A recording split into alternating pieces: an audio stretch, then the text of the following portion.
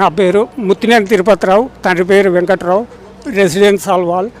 మాకు తీగలగుట్టపరి ఏరియాలో 224E survey నంబర్లో 225.6 చదరపు గదాల ప్లాట్ ఉన్నది. నేను 2012లో బొద్దులజయ అనే ఆమె దగ్గర కొన్నాను.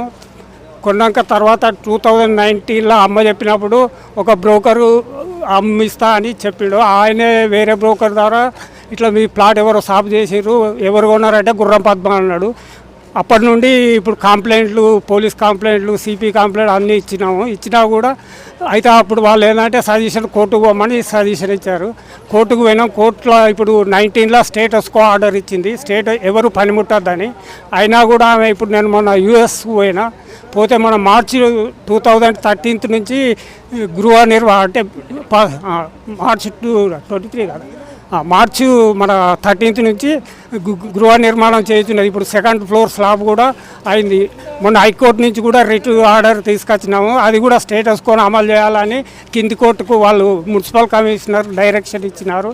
అయినా కూడా ఆపుతలేదు, ఇప్పుడు కంటిన్యూ చేస్తుంది.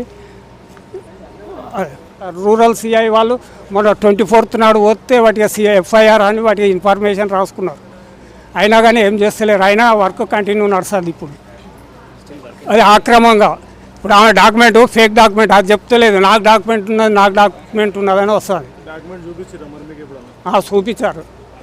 అది ఇప్పుడు ఫస్ట్ ఏంటంటే 2097లో శ్రీప్రియ రియల్ ఎస్టేట్ వాళ్ళు చేశారట. అది వాడు పట్టేదారు ఎకరం ఇస్తే వీళ్ళు 2 acre చేసి అమ్మిండు ఆ పట్టేదారు. అయితే ఆ 1 acre పట్టేదారు హద్దుల ప్రకారం విడిచిపెట్టిండు.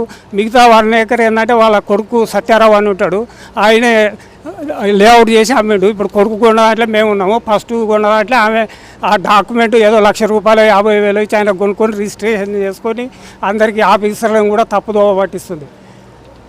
ఓకే.